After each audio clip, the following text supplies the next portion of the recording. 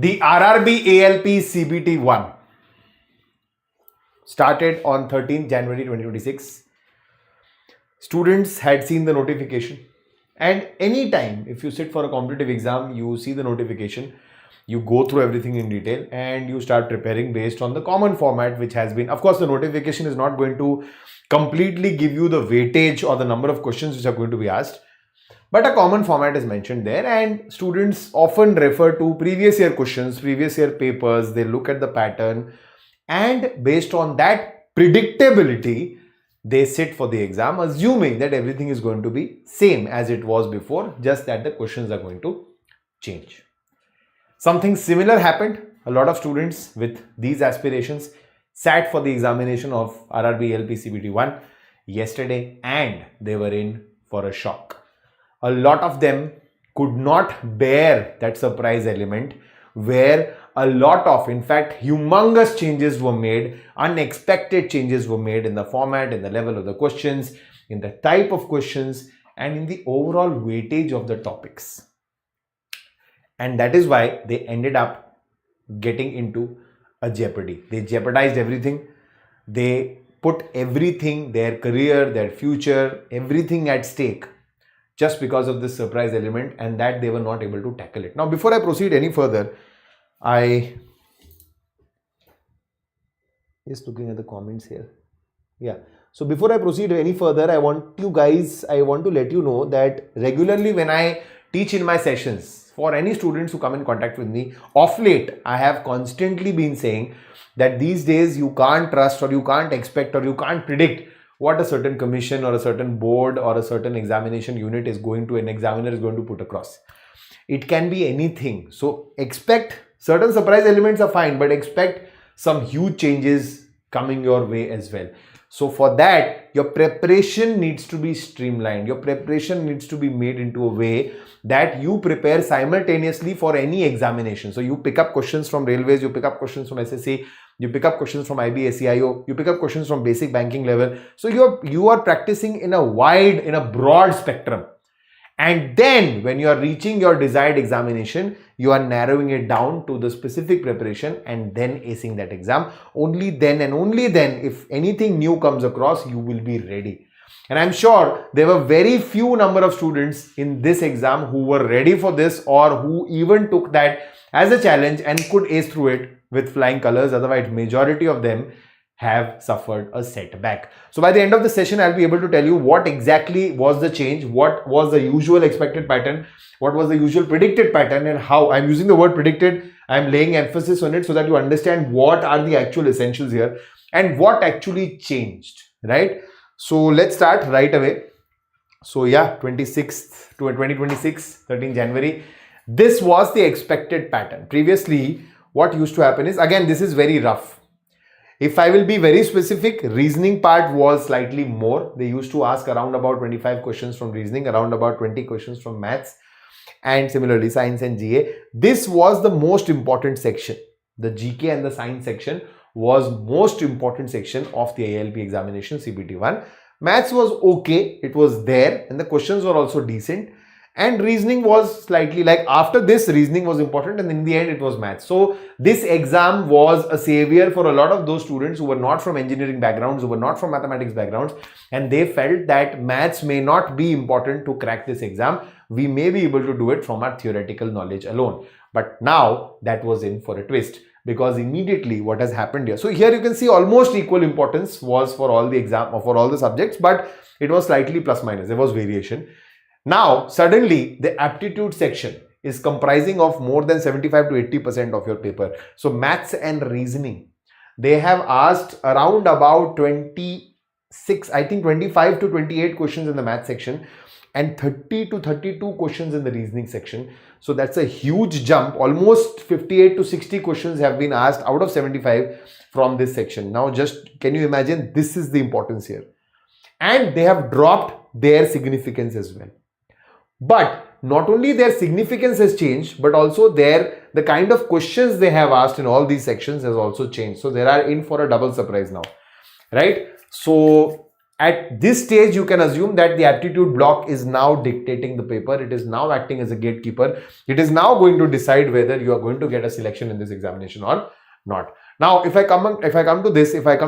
specifically talk about the reasoning section, there is a complexity shift.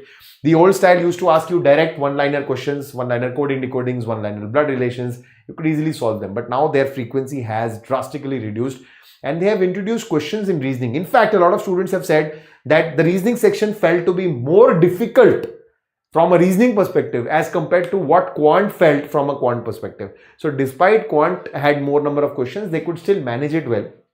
But the reasoning was, it took them for a ride. Why? Because they introduced those new pattern-based reasoning, not pattern exactly, new level of questions like statement assumptions, questions like syllogisms, like data interpretations, where they actually need to put in a thought. It is not direct, it is not one shot. They have to think something, and it puts them into a thought process which takes some time, which leads to, pulling away of time from other sections. Now I'll tell you how does this act as a domino effect, because if a student is sitting here and he is analyzing the reasoning section and he's giving this examination, he's giving this for the first time probably, and he has been taken aback, he is in for a surprise. So now he's trying to balance this. Okay, so he's giving this extra time to reasoning and he's trying to solve these questions by his regular knowledge, by his regular conceptualization, and in this he's also losing time for the quant section. Now when he switches and he sees the quant section, he sees that now the number of questions are also more, and the topic, the questions, the values involved are also not calculator friendly. That means they are not very easy calculatable values. There they are time consuming. So you have already wasted a lot of time here because of the surprise, you couldn't handle it, and now here also something similar is happening and you're taking risk. So what you're doing is now you're doing a lot of things are dependent on guesswork, because in your mindset you have number of good attempts etc. based on the previous 2-3 years. So you want to be in that range and you're pushing yourself, you're taking that risk, you are actually going a step further, you are making guesswork, and that is where you are actually costing yourself rather than improving it. Why? Because 1/3 negative marking is going to take a toll from your score. So that is exactly what the examiner planned to do, and they exactly succeeded in it. The surprise element threw you completely off track, off balance. Right, now I'll give you an example for the science section. For the science section, earlier a student used to be more theory heavy. So a student who used to know what is the Ohm's law and how is 1 ohm defined, if you knew the theoretical definition, you were good enough. I mean, for the paper you could solve it very easily. But now this student is not valued. These questions are not valued. Their value system has shifted towards a student who is able to solve a circuit, who is able to understand what is happening in a circuit.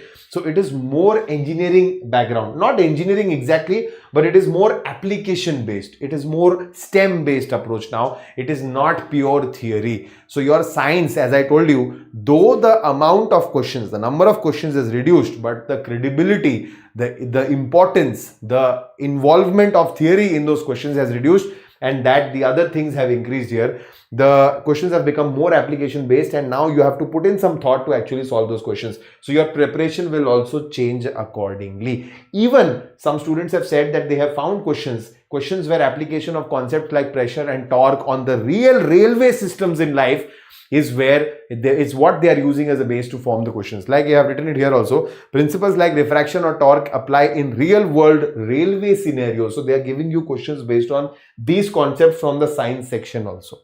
Right? So now your priority, again a suggestion here, will be not to focus on theoretical science alone. Just eliminate that part as much as possible and only focus on the you can focus on some numerical aspects of physics and chemistry in the basic questions of NCERT. But why numericals? I'm not saying that they will ask you numericals. The idea here is you will be more application ready. That is what they are looking for.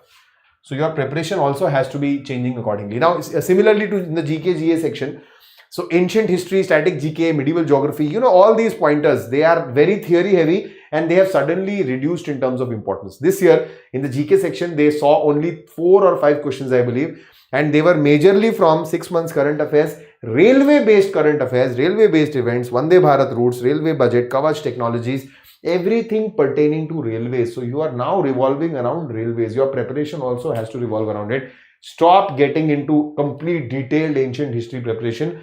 Come out of it, do it once, do it for the foundation. But when you are nearing your examination, when you are, 1 month or 2 months away your exam, start your focused preparation only in this direction. That is only going to help you to ace the exam. Otherwise, it is helpless and useless.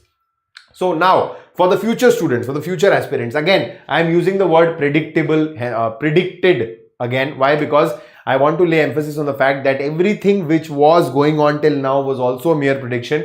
And looking at this pattern, expecting that this is going to repeat again next year or maybe next year is again a prediction. So your preparation cannot suddenly or drastically change.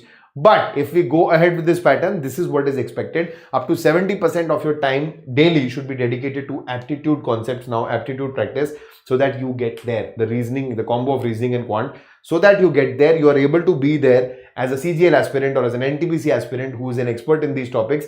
You have to be there now as an ALP aspirant also in that category. Then focus on your science aspect, the application part, and then focus on the current affairs section. This is how your preparation should look like. Otherwise, you are in for trouble, right? So these are the risk factors. I think I have already elaborated here. I will just repeat it once again because of the surprise elements in the reasoning section and the other sections. Students, when they transpired to the math section, they got, so they were already in a lot of stress. The time was ticking and hence they took risk. And that is exactly what they had planned. The examiners had planned this trap for you and you fell into it. Majority of you fell into it unless your preparation was smart that way.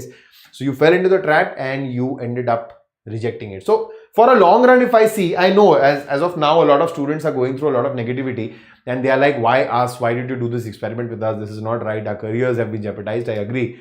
But in the long run, I think if this is a practice going forward, it is actually a good sign that those candidates who are actually deserving and they are just not focused on rote learning to clear the exam merely, they will be the ones who will actually ace this exam and who will actually be selected to go forward. So this becomes important in that aspect, right? So you need to be careful about this. Here, what the main aim to tell you was that precision is greater than attempts. So if you have an attempt number in mind, don't just chase that. Be sure that you are more precise, you are more accurate. That is what is more important. Losing your score because of uncalculated or misjudged guesswork is only going to cost you. So again, we have already discussed this, so we can skip this part. I have already told you heavy history volumes, geography encyclopedias, pure science, theory science guides, they are not required anymore. Rather, your focus needs to be on 9th, 10th physics numericals, current affairs for 6 months, railway updates, budget, Kavach, Yojana, etc. Right? Now, again, previous year papers, as I had started my session with, a lot of students are dependent on the previous year papers and they merely dependent on the previous year papers. There is a good section of students who do that also. They merely prepare from previous year papers and hit here to it was okay for them, a lot of them. But now things have changed. So utilize previous year papers only for a base, for a foundation. Just understand that these have been questions which have been asked in the past and this is what I need to be familiar with. But your building actually has to be on the simulated mocks. Simulated mocks of any platform, you can check the Oliveboard mocks as well. So what we do here at Oliveboard is, as soon as we get a notification of some update which has happened, of course we have come here to share the update, to share the update with you. This has also been shared with the team, the mock team, the other teams. So all the content now pertaining to ALP will be revised as per the new strategy, the new technology, the new technique, the new format. So this is the advantage. So you also have to take that first movers advantage. Don't depend on PYQs now. Start practicing from these mock simulators. As soon as these, these patterns are coming out, almost all the platforms will do this, with all due respect to everybody. So you can stick to wherever you're comfortable to. But the idea is to start preparing from this till the time a new module of new previous year questions is ready for you in future. Till that time, you have to depend on these for a while. In short, you have to train your brain for mental fatigue. Mental fatigue which comes up because you are constantly solving questions, long lengthy calculations, which is tiring your brain, and the tired brain takes the worst decisions, right? So we need to practice for that. Okay. So generally, if I just give you an outline of what we have done so far in this session. So I have told you that the math and reasoning section, the aptitude section are now approximately up to 85% of your paper, and your target score has to be 45 plus out of 50 in this section. Only then can you dream of getting a job in this section here. 70% of your daily prep time should be given to these sections. Your science should not be based on definitions or theory alone, but it should be application based, engineering based, STEM based, NCERT numerical based, and your GA should be more focused on railway specifics, not on other static GK. So yes, that's it for the session. I am terminating here. But before I end, I just want to let you know, I am sure there were a group of students who had, who were appearing for this exam, and despite this tumultuous wave which came into their lives in this examination day today, despite that, they navigated, they maneuvered through it beautifully and came out with shining colors. So no matter what, you're still going to have a topper. No matter what, you're still going to have people who are selected in this situation also. So what you need to focus on, learn on, is that you have to be ready for surprises. You have to be ready for anything which comes your way. You have to modify, you have to streamline your preparation. Thank you so much for watching it till here, guys. I'll see you around in the next section. If you are new here on the Oliveboard platform, please hit the subscribe button right away. Share this video across platforms so that other students can also understand what has changed in the RRB ALP exam and can apply these changes in their future preparation. Thank you so much. Bye-bye. Namaskar.